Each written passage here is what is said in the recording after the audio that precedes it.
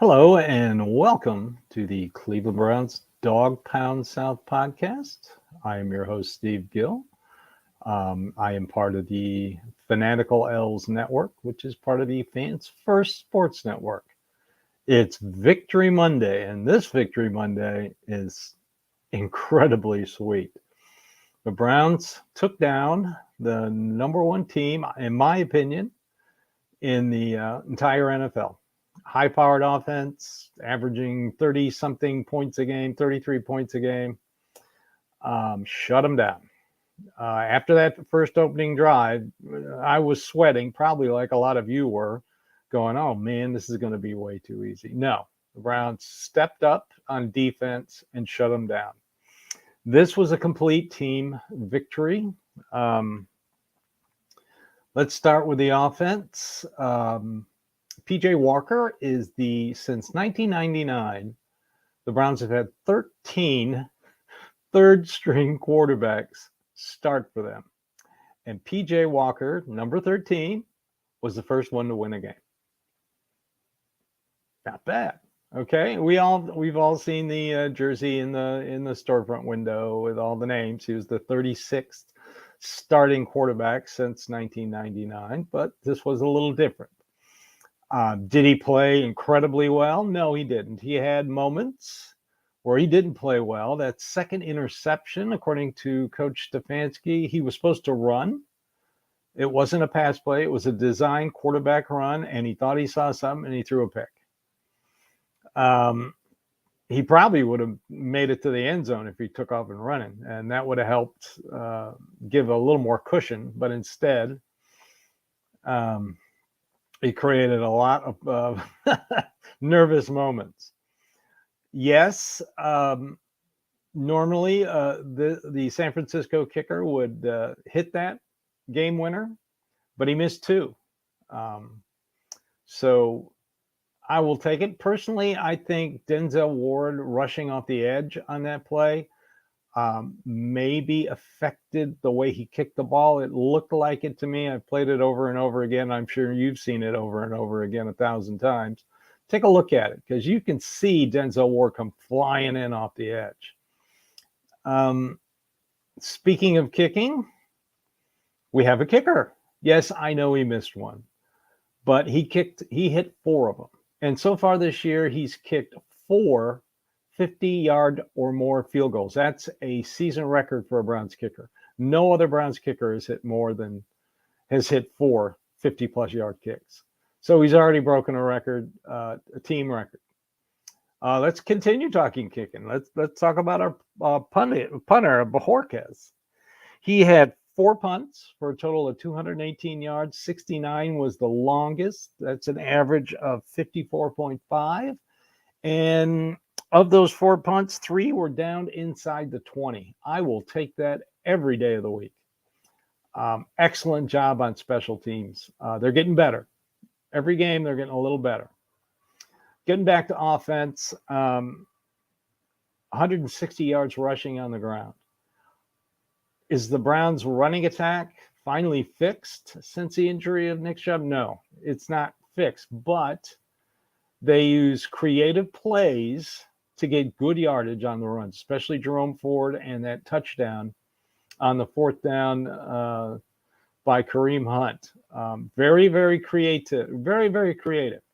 I would use Marquise Goodwin a lot more on that sweep. I mean, that got 20-plus yards, and he is like an former Olympic athlete, so you know he's fast.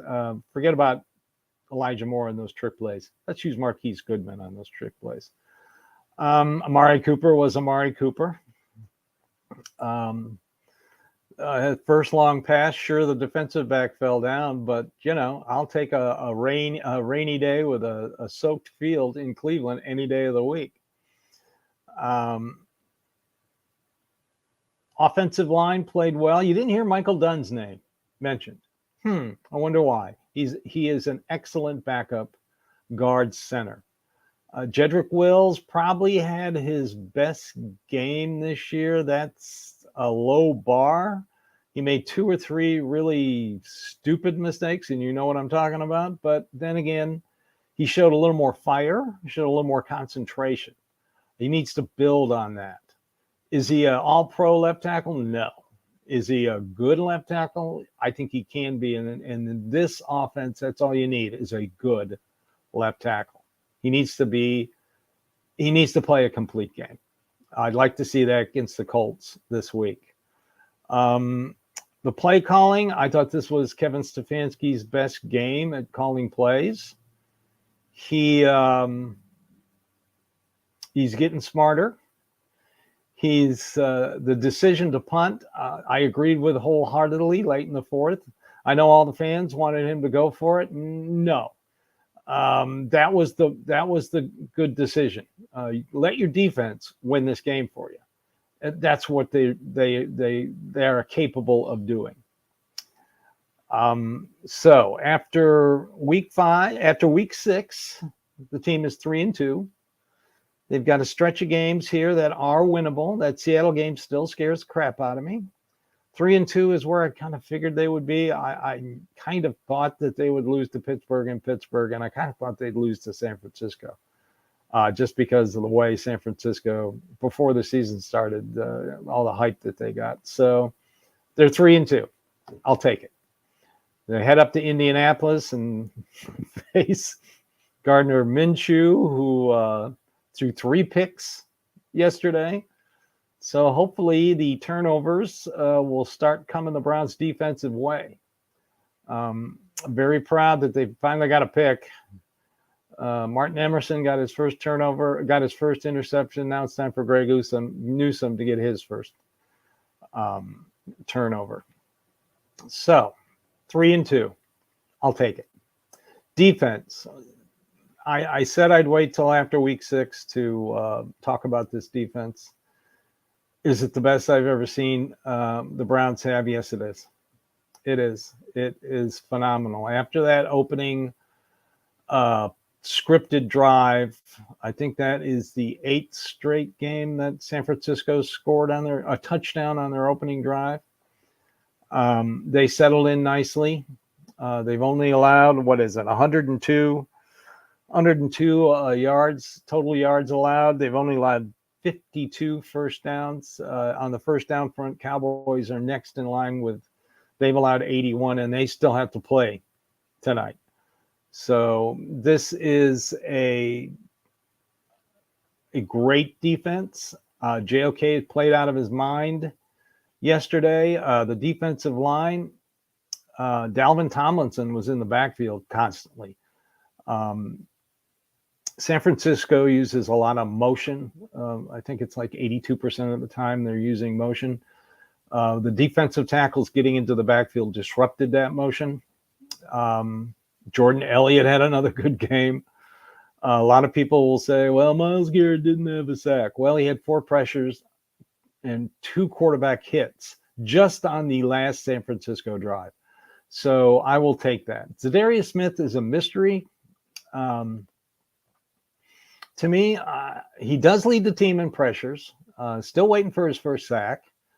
Maybe he'll get in Indy, but I have faith that he'll come around and get his first sack.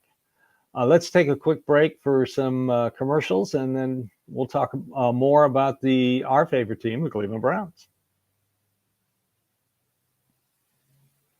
Okay, getting back to the defense. I had put this stat out when I wrote my preview article for Cleveland Browns. I'm for ClevelandSportsTalk.com, and I also mentioned it on last Thursday's show. That going into this game, Kyle Shanahan as a coach, and that's head coach, coordinator, was 1-8 versus a Jim Schwartz defense. Well, now he's 1-9. Sure, when he was head coach of San Francisco, he had some questionable quarterback play. Didn't have the quarterback he has now. But I keep going back to the 2016 game against the Falcons and the Eagles when he was the offensive coordinator. That was a high-flying Falcon offense. It had Matty Ice at quarterback, Julio Jones is one of the wide receivers. They were putting up something like 33 points a game. Then in game 10, they ran up against the Eagles, defense coached by Jim Schwartz. Jim Schwartz only allowed his defense, 15 points. So Jim Schwartz knows a Kyle Shanahan offense. Around the league, Cincinnati beat a very good Seattle team. Are they starting to get on a roll now?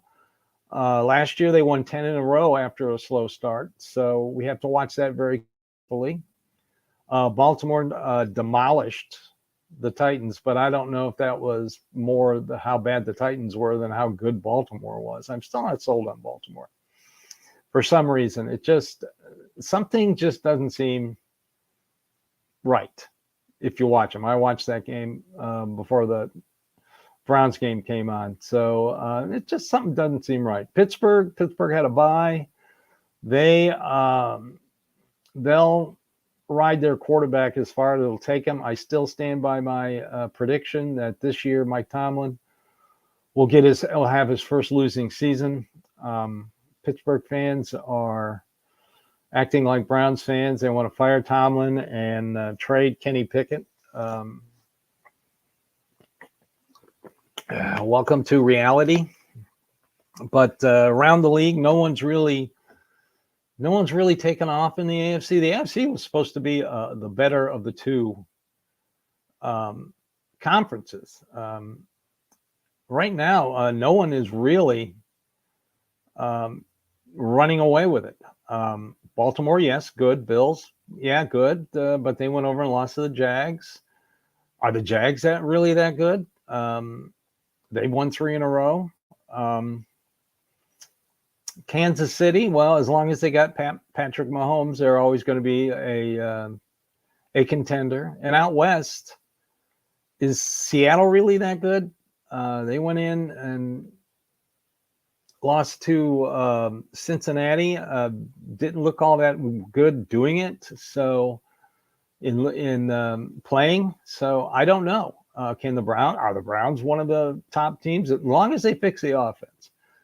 And speaking of the offense, and I know everybody is waiting for Wednesday to see if Deshaun Watson is going to practice. I'm hearing that he is expected to play. Adam Schefter put out a tweet, I believe, Sunday, saying that through his sources, everyone expects Deshaun Watson to play. It's looking that way. I just want to make sure he's healthy enough when he does it. Rotator cuff injuries are not to be taken lightly.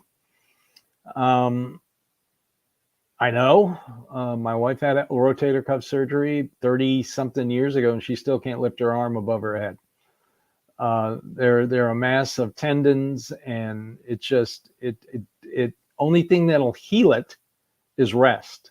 I'm encouraged that they have not put him on IR. If it was serious, they would have put him on injured reserve. But he hasn't been put on it. They expect him to play. They also expect Joel Bitonio to be back for Indy. This is an important road game. So far, the Browns have only played one road game, and that game was in Pittsburgh, and they lost in a dramatic fashion. So they need to start playing better on the road. The defense played great in Pittsburgh, and Pittsburgh's offense sucks. So let's see what happens when they go to Indy. I'd like to see him go up there and slap the Colts around a little bit. That would be very encouraging. So enjoy this Victory Monday, everybody. We all as fans, man, that stadium was rocking yesterday. The noise, you could hear it over the TV. The noise was just fantastic, especially when that last kick missed. That was an explosion of sound. And let's talk about 2 other things before I go. Penalties. Oh, too many damn penalties. Even San Francisco was I mean, what was it, like 400 yards, over 400 yards of penalty yards? That's ridiculous. That's not professional football. But then again, you've got officiating so bad they don't even know who committed a face mask. I mean, did the Browns benefit with some of those calls? Yeah, that one on Tashawn Gibson, that was iffy, but the Browns benefited on it. The holding call that went against the Browns on the first touchdown. David Njoku, which was a great play. Come on, you got to give it up for Kevin Stefanski. He set that up perfect. Wyatt Teller had his arm around the guy, and the guy closed his arm to keep Teller from pulling his arm out. And they called that holding. That's ridiculous. I think the officials are overwhelmed with all these new rules, and a lot of them, the more experienced ones, have retired. So now you're getting all these young guys coming up, and it's plainly obvious that they are not teaching them well. They are not schooling them in the rules correctly.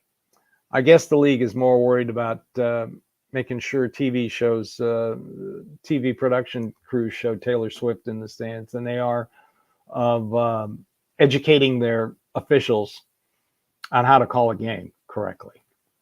Let's hope that the officiating gets better, because so far it's league-wide. It stinks. So it's Victory Monday. We're Browns fans. We can enjoy this. This would be a game in the past that they would have lost. That field goal would have made it. Everybody would be talking about moral victory. Bullcrap. I don't want to hear moral victory. And also, you fans that gave up, waved the white flag before the game was even played. How dare you? I mean, they showed some fight in pregame when there was a massive fight. Now, that's the one time the officiating crew was good. They could have thrown some flags and thrown some players out of the game. Trent Williams probably should have been thrown out of the game for the hit he put on Elijah Moore. But they restrained themselves and broke it up. 49ers came in there expecting to talk a bunch of crap, and they violated the rules of pregame, where you have one team gets one side of the field, the other team gets the other side of the field, and you do not cross that line. And they crossed that line, and the Browns brought it. I think that pregame fight had a lot to do with firing up the defense. It sure didn't look like it on the first drive. But I think after they settled in, they were like, yeah, we're not going to let them come to our house. So I am completely happy. I will have a blog out later with some more statistics at dawgpoundsouth.net. I'm waiting for the player grades to come in from Pro Football Focus. I'm curious to see who got the highest on defense and offense. So enjoy your Victory Monday, Browns fans, and we will see you next week, or possibly Thursday, on the Fanatical Elf Show. Enjoy your day. This was a satisfying win. So everybody, enjoy Victory Monday.